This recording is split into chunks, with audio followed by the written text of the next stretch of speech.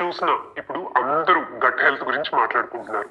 90% of diseases అనేవి మన gut నుంచే స్టార్ట్ అవుతాయి. అంతేకాక 75% ఆఫ్ ఇమ్యూనిటీ అనేది మన గట్ మీద డిపెండ్ అయి ఉంటుంది.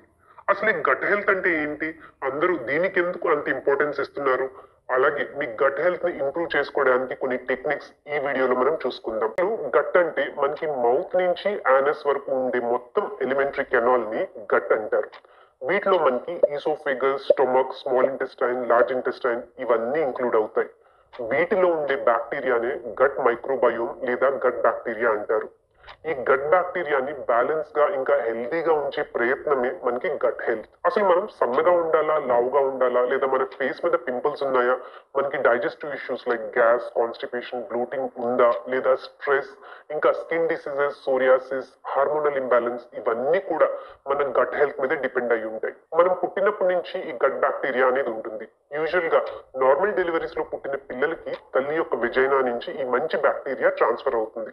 అందుకే సి సెక్షన్ లో పుట్టిన పిల్లల కన్నా నార్మల్ డెలివరీస్ లో పుట్టిన పిల్లలకి ఇమ్యూనిటీ ఎక్కువ ఉంటుంది. తర్వాత ఈ డబ్బా పాలు లేదా ఫార్ములా ఫీడ్స్ తీసుకునే పిల్లల కన్నా తల్లి పాలు తాగే పిల్లల్లో ఈ గట్ బ్యాక్టీరియా అనేది ఇంప్రూవ్ అవుతుంది. అలాగే వాళ్ళ ఇమ్యూనిటీ కూడా చాలా బాగుంటుంది. దాని తర్వాత మనం పెరిగే ఎన్వైరన్మెంట్ ని బట్టి, అలాగే మనం తీసుకునే ఫుడ్స్ ని బట్టి మన గట్ హెల్త్ అనేది డిపెండ్ అయ్యి ఉంటుంది.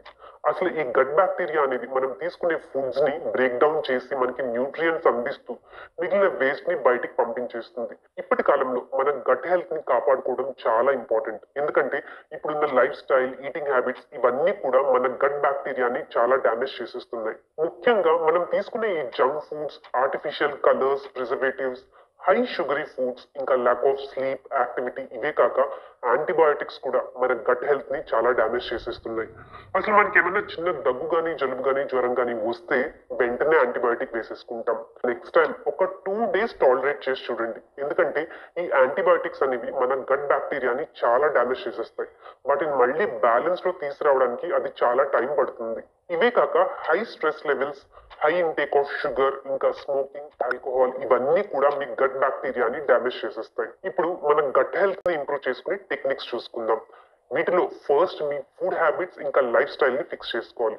అందులో ముఖ్యంగా నేను అడ్వైస్ చేసేది ఏంటంటే మీ డైట్ లో ఎక్కువ ఫైబర్ ఉండేలా చూసుకోండి. ఈ ఫైబర్ అనేది గట్ ని ఆరోగ్యంగా ఉంచడానికి ఫస్ట్ ఫుడ్ అని చెప్పుకోవచ్చు. అందుకే ఫైబర్ ని గట్ ఫ్రెండ్లీ ఫుడ్ అని కూడా అంటారు. రోజుకి కనీసం 20 to 25 గ్రామ్స్ ఫైబర్ ఉండేలా చూసుకోండి. అంటే ఇవి మనకి ఫ్రూట్స్, వెజిటబుల్, హోల్ గ్రెయిన్స్ వీటి నుంచి దొరుకుతాయి.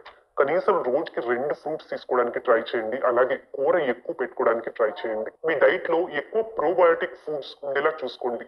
ఈ ప్రోబయోటిక్స్ అనేవి మనకి లైవ్ బ్యాక్టీరియా. ఇవి మనకి పులిసిన పదార్థాల్లో ఎక్కువ దొరుకుతాయి. అంటే ఇడ్లీ బ్యాటర్, దోశ, అలాగే మజ్జిగ, పెరుగు, ఫర్మెంటెడ్ ఫుడ్స్ లో అన్ని. రోజుకి కనీసం ఒక 30 minutes వాకింగ్ లేదా ఎక్సర్సైజ్ ఉంటే మన గట్ హెల్త్ కి చాలా మంచిది. ఇంతేకాక రోజుకి కనీసం 7 నుంచి 8 గంటలు మంచి నిద్ర ఉండేలా చూసుకోండి.